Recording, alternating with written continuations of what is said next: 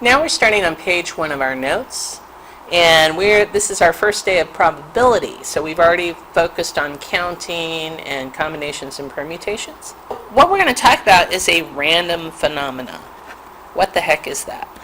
A random phenomenon is a situation, pretend I can spell it, phenomenon, is a situation and we know what outcomes could happen, but we don't know what particular outcome did or will happen. So if I'm rolling a die, I know the outcomes that could happen are 1 through 6. But I cannot tell you right now that if I were to roll the die, what number would come next. Okay? The probability of an event is its long-run relative frequency. Does this mean we can predict particular individual outcomes with certainty? No.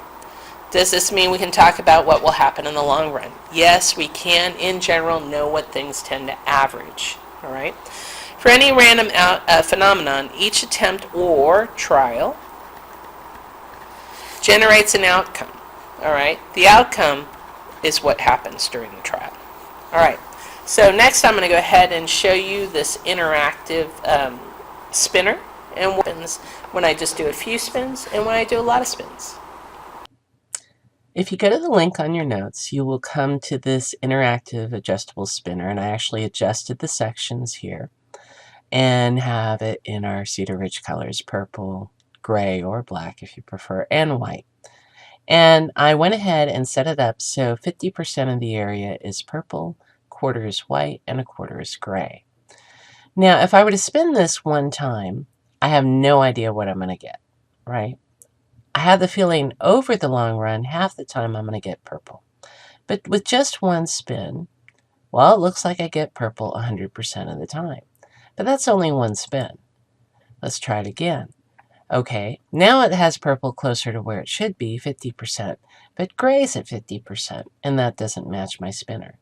And I can keep spinning a couple more times and go, uh-oh, looks like gray's more likely. So if I'm only going off a couple of spins, I have no clue what's going to happen.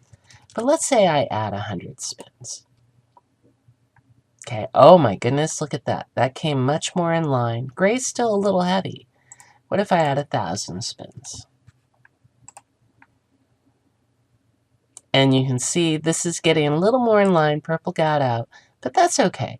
So you don't expect, even with a lot of spins, you don't expect to match theoretical 100%, but you expect to be close to it. So what did we learn from the spinner experiment? Basically, we learned something called the law of large numbers. And I'm just going to use the hashtag or # is what it used to be called for a number. And that says that long run, you're going to get closer and closer to what you'd predict. All right? So consider flipping a fair coin many, many times, right? Can you predict what each flip is? No, of course not. No. But can you predict the percentage of heads? Well, if I'm doing a lot of flips, I'm going to say yes. I'm fairly confident the overall percentage of heads should settle down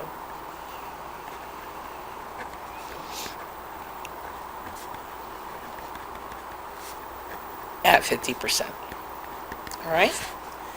There's a common misunderstanding of the law of large numbers. They think you're supposed to compensate, and this is just not true. So what do I mean? There was actually a practice question we did, and it said, okay, let's say, well, we'll look at this example. You're flipping, if heads come up on the first 10 flips, and now you want to do a bet that the next one is heads. What do you think?